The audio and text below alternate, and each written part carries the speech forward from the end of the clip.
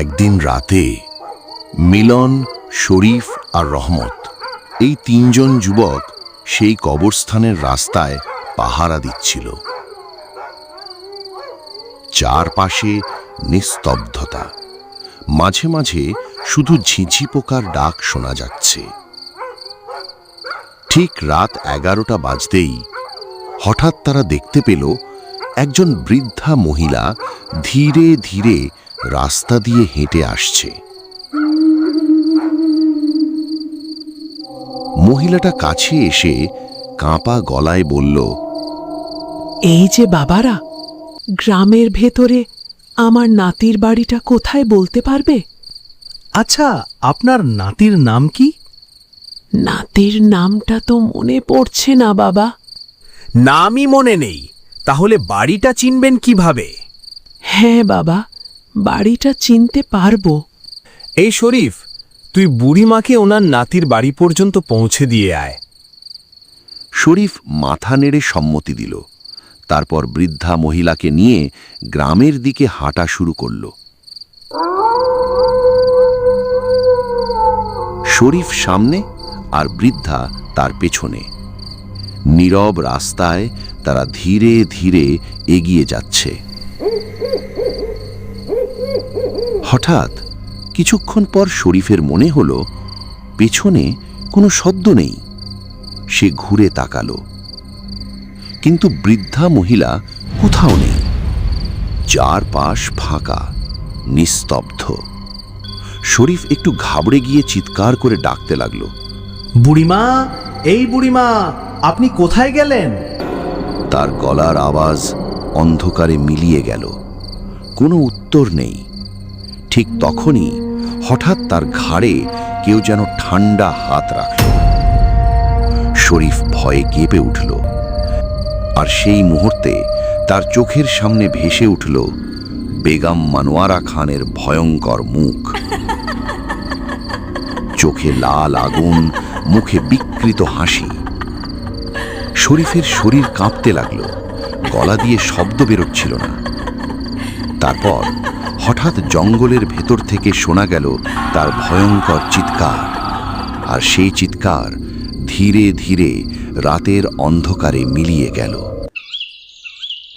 পরের দিন সকালে গ্রামের কয়েকজন লোক আর মাতব্বর মিলে অনেক খোঁজাখুঁজির পর অবশেষে জঙ্গলের ভেতর থেকে শরীফের ছিন্ন ভিন্ন দেহ উদ্ধার করল। এই দৃশ্য দেখে পুরো গ্রাম যেন স্তব্ধ হয়ে গেল। ভয়ের ছায়া আরও গাঢ় হয়ে নেমে এলো সবার মনে। এবার গ্রামের গুরুজনেরা আর চুপ করে থাকতে পারল না। বটতলায় সবাই জড় হলো। শুরু হলো জরুরি আলোচনা। মাতব্বর গম্ভীর গলায় বললেন, না, এভাবে আর চলতে পারে না। এখন কিছু একটা করতেই হবে।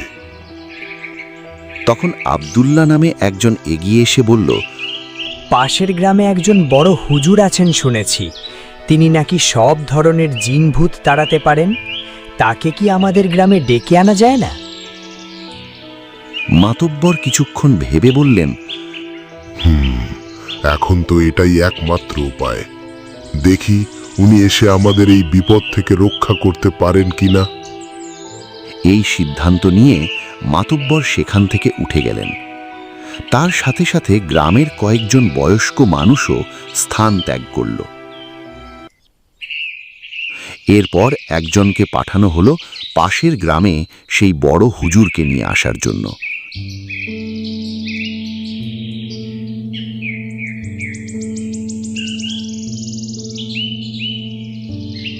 লোকটি গিয়ে সব ঘটনা খুলে বলল। সব শুনে বড় হুজুর শান্ত গলায় বললেন, চিন্তা করো না, আমি কালই তোমাদের গ্রামে আসছি। পরের দিন বিকেলে গ্রামের বটতলায় মাতব্বর আর কয়েকজন লোক বসেছিল। ঠিক তখনই পাশের গ্রাম থেকে সেই বড় হুজুর এসে পৌঁছলেন।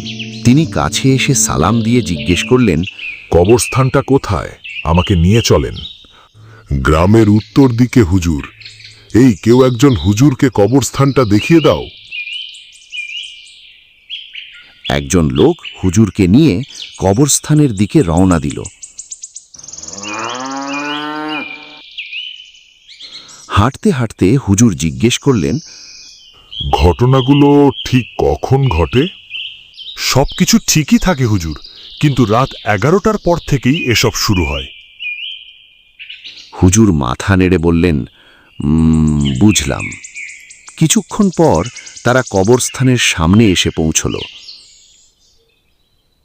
হুজুর চারপাশে তাকিয়ে বললেন, এইটাই সেই কবরস্থান? জি হুজুর, এইটাই। আচ্ছা, তুমি ফিরে যাও, আমি দেখি কি করা যায়।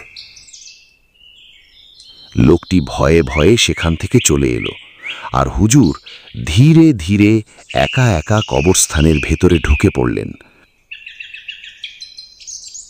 চারপাশে তখন নিস্তব্ধতা, যেন অন্ধকার নিজেই অপেক্ষা করছে কিছু একটা ঘটার জন্য।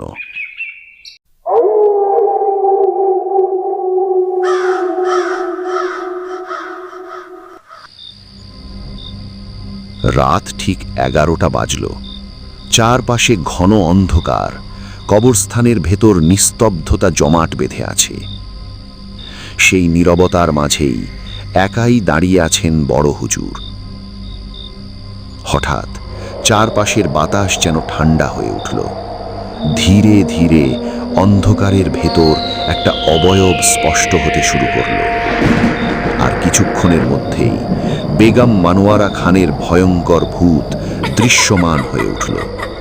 সে বিকৃত হাসি দিয়ে গর্জে উঠল,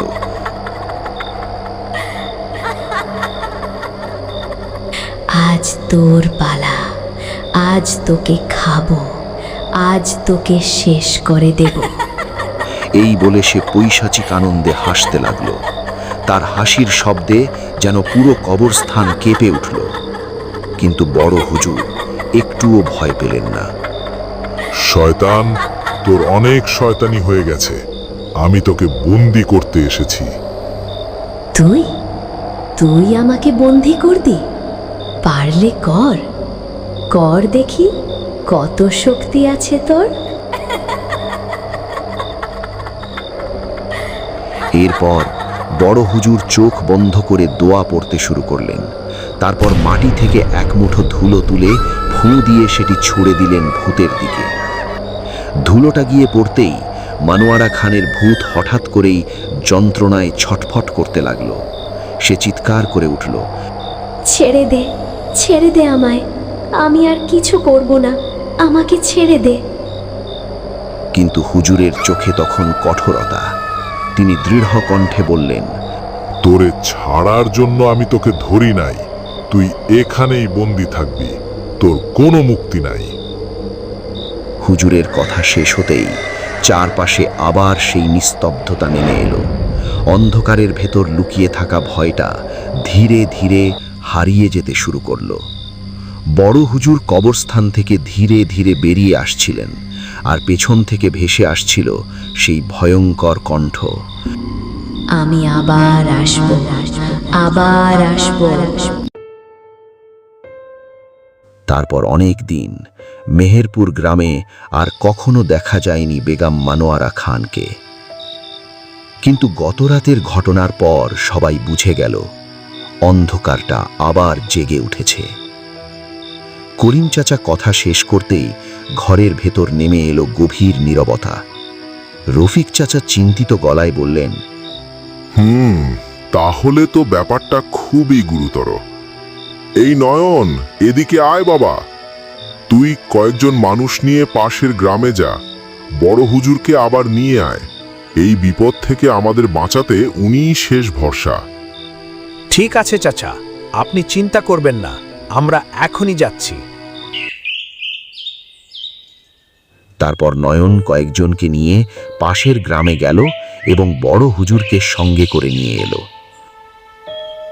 হুজুরকে দেখে করিম চাচা প্রায় আকুল হয়ে বললেন, হুজুর সাহেব, আপনি আমাদের বাঁচান, ও আবার ফিরে এসেছে।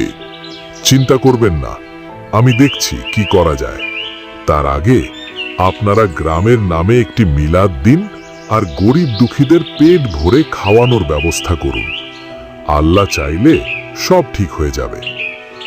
গ্রামের মানুষ তাই করল। মিলাদ পড়ানো হলো আর গরিব মানুষদের খাওয়ানো হলো পরিপূর্ণভাবে। রাত 11টা বাজতেই বড় হুজুর তার এক শিষ্যকে নিয়ে কবরস্থানে হাজির হলেন। চারপাশে কুকুর শেয়ালের ডাক। হঠাৎ করেই শুরু হলো প্রবল ঝড়।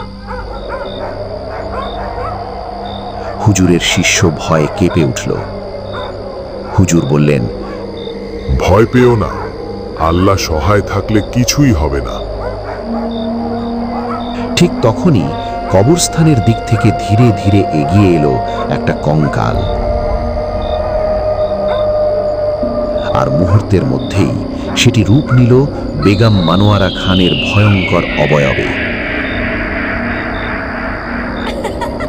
ফ্যাকাশে দেহ আর চোখগুলো লাল রক্তবর্ণ। সে গর্জে উঠিল, বলেছিলাম না আমি আবার আসব। হ্যাঁ, তুই ফিরেছিস, কিন্তু এবার মুক্তি পাওয়ার জন্য। কে মুক্তি দেবে আমাকে? তুই? আজ আমি তোকে শেষ করব। এই বলে সে হঠাৎ ঝাঁপিয়ে পড়ল হুজুরের ওপর। হুজুর মাটিতে পড়ে গেলেন। সঙ্গে সঙ্গে তিনি শিষ্যকে নির্দেশ দিলেন দোয়া পড়ে মাটি তুলে ভূতের দিকে ছুঁড়ে মারতে। শিষ্য তাই করল। মাটি পড়তেই ভূতটা ছিটকে দূরে পড়ল। এই সুযোগে হুজুর উঠে দাঁড়িয়ে একসাথে দোয়া পড়তে লাগলেন। কিছুক্ষণ পর সেই ছায়াটা হাওয়ায় মিলিয়ে গেল। তারপর থেকে মেহেরপুর গ্রামে আর কখনো এমন ভয়ঙ্কর ঘটনা ঘটেনি।